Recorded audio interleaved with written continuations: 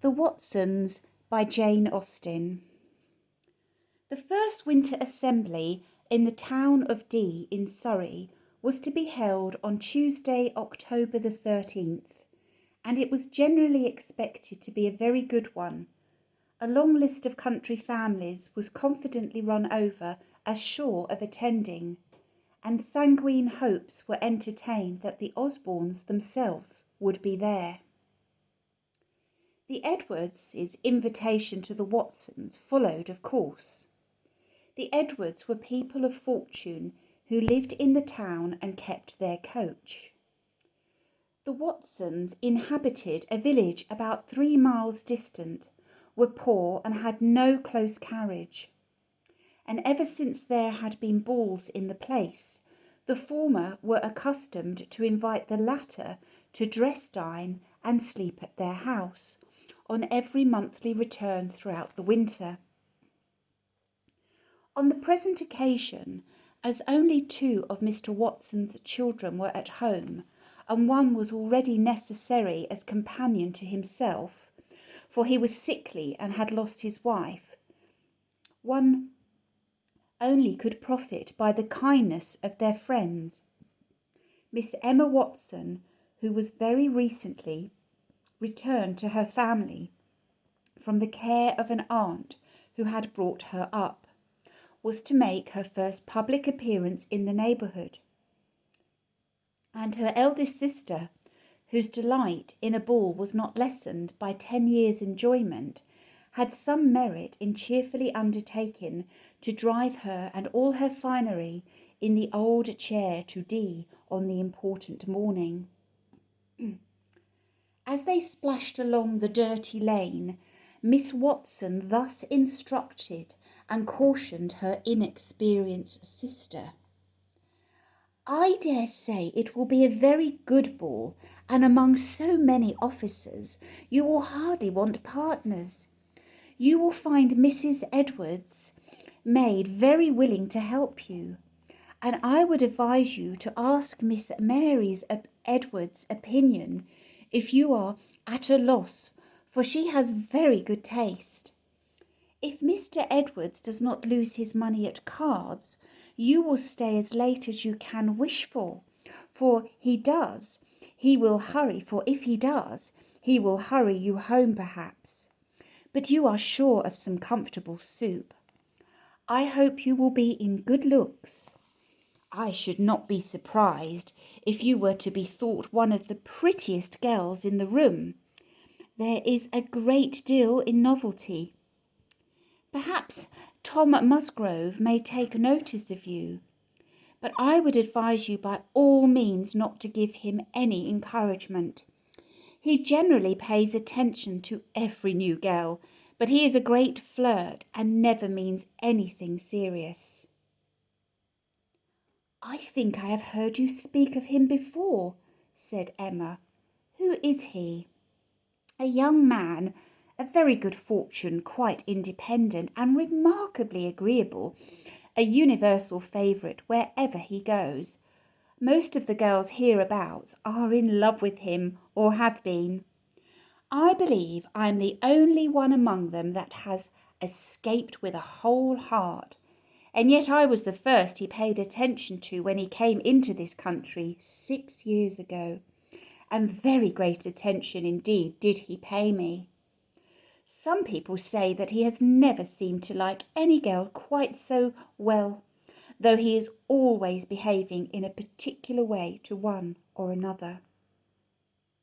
"And how come your heart to be the only cold one?" said Emma, smiling. "There was a reason for that," replied Miss Watson, changing colour. "I have not been very well used, Emma, among them. I hope you will have better luck."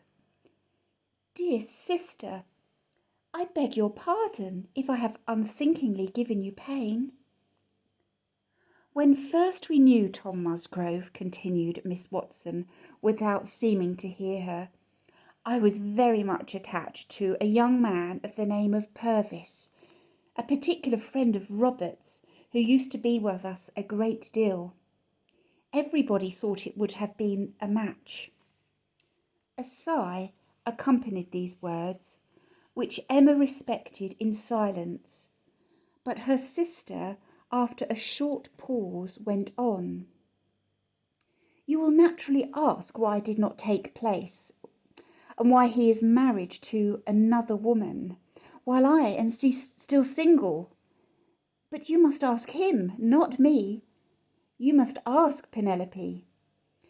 Yes, Emma, Penelope was at the bottom of it all. She thinks everything fair for a husband. I trusted her. She set him against me, with a view of gaining him herself, and it ended in his discontinuing his visits, and soon after marrying somebody else. Penelope makes light of her conduct, but I think such treachery very bad. It has been the ruin of my happiness. I shall never love any man as I loved Purvis.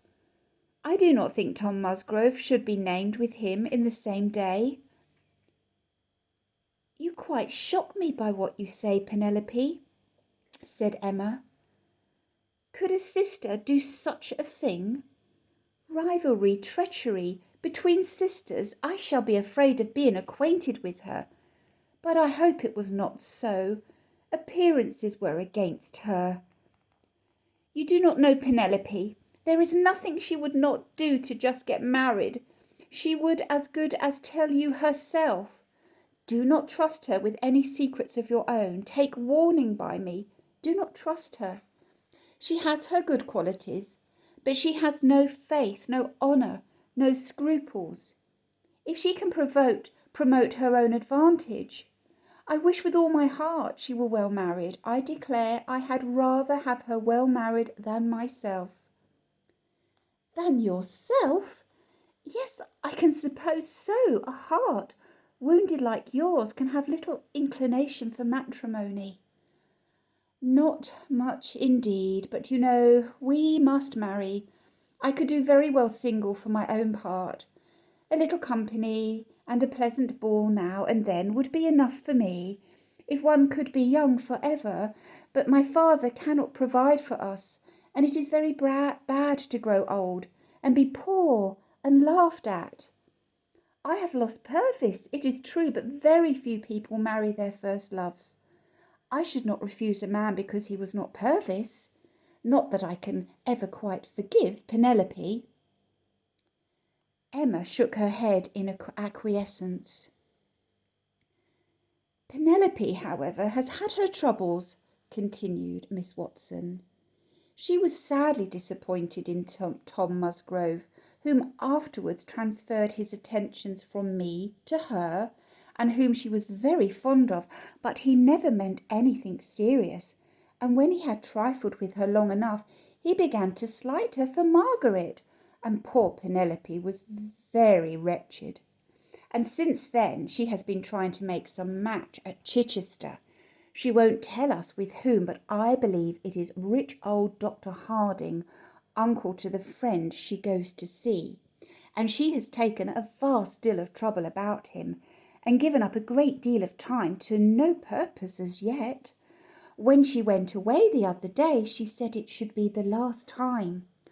I suppose you did not know what her particular business was at Chichester, nor guess at the object that could take her away from Stanton just as you were coming home after so many years' absence.